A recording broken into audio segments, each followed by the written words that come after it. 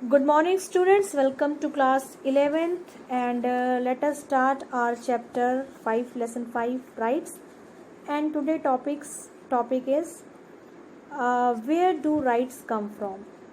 Last class में मैंने बेटा आपको बताया था कि राइट्स जो हैं वो हमें हमारे जो है राइट्स से हम अपनी ओवरऑल डेवलपमेंट कर सकते हैं. राइट्स हमारे लिए लिविंग कंडीशन के लिए बहुत ज़रूरी हैं. बिना राइट्स के हम कोई भी चीज़ एंजॉय नहीं कर सकते और अपना कैलिबर, अपनी डेवलपमेंट, अपना स्किल, अपना टैलेंट, इन चीज़ों को ओवरऑल डेवलप नहीं कर सकते जब तक कि हमें राइट्स नहीं मिलते.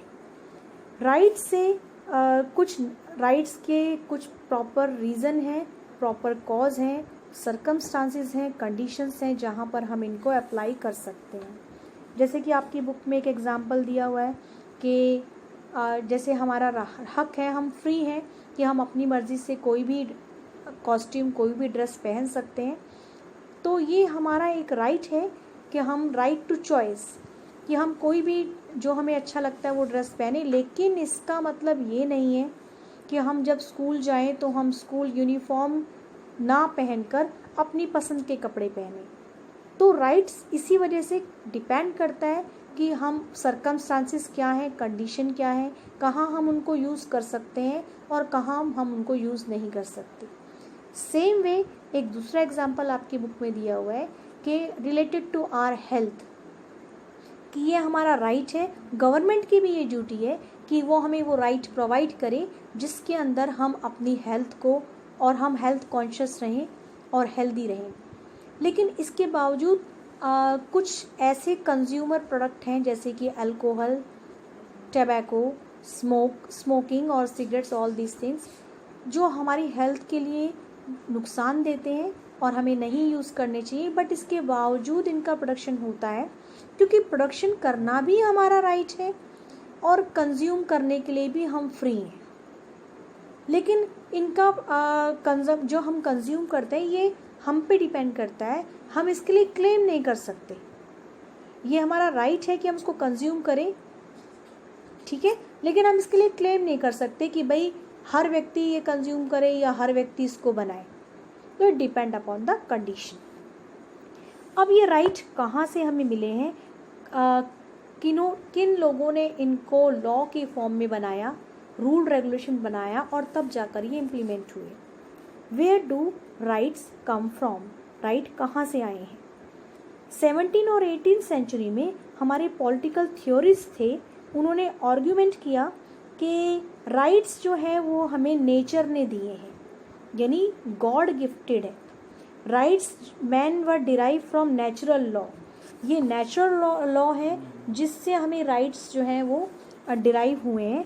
इट मीन्स राइट जो है वो it is not confirmed by any ruler, king, society, government, state. Right हमें किसी इन एसोसिएशन, इन ऑर्गेनाइजेशन ने नहीं दी है. इंसान का जब बर्थ होता है तो राइट्स हमें ऑटोमेटिकली मिल जाते हैं क्योंकि ये नेचुरल टेंडेंसी है.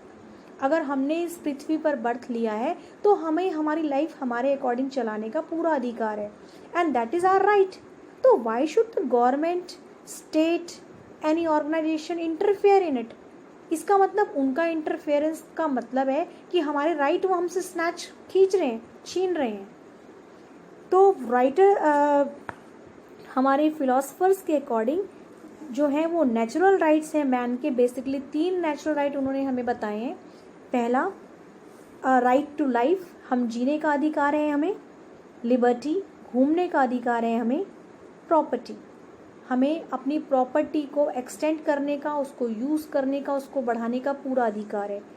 तो जब हमारे ये नेचुरल राइट है, ऑथर का यहाँ कहना है, जब ये हमारे नेचुरल राइट हैं तो फिर क्यों गवर्नमेंट इनके ऊपर राइट्स बनाए, क्यों इन पर रिस्ट्रिक्शन लगाए. तो all other rights were set to be derive from these basic right. और ये नेचुरल राइट्स है और इन तीनों राइट्स से ही और राइट्स मिलकर बने हैं.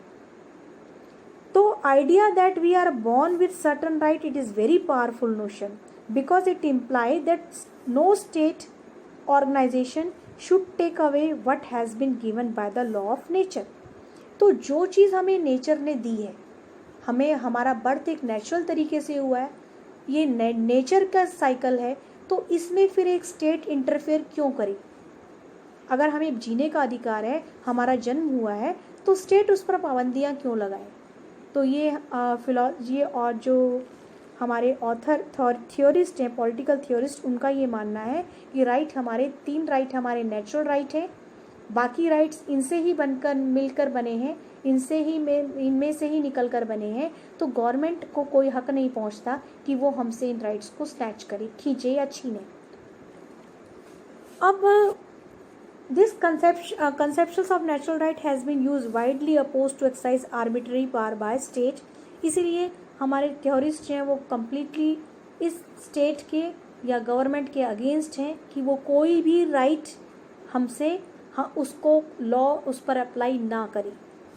लेकिन आजकल के टाइम में, क्योंकि now the time is change, आज के टाइम में हम ज़्यादा इम्पोर्टेंस नेचुरल राइट की जगह ह्यूमन राइट को देते हैं। ह्यूमन राइट क्या होता है? जो ह्यूमंस ने बनाए हैं। नेचुरल राइट क्या होता है? जो नेचर ने दिए हैं। तो आजकल हम लोगों का मानना है कि नेचुरल राइट से ज़्यादा इम्पॉर्टेंट हमारे ह्यूमन राइट हैं, क्योंकि idea of there being a natural law और set of norms that laid down for us by nature और गॉड अपीयर अनएक्सेप्टेबल टुडे। अगर हम इन बातों को आज अप्लाई करेंगे तो ये आइडियाज़ आज हम लोगों के लिए अनएक्सेप्टेबल हैं मानना।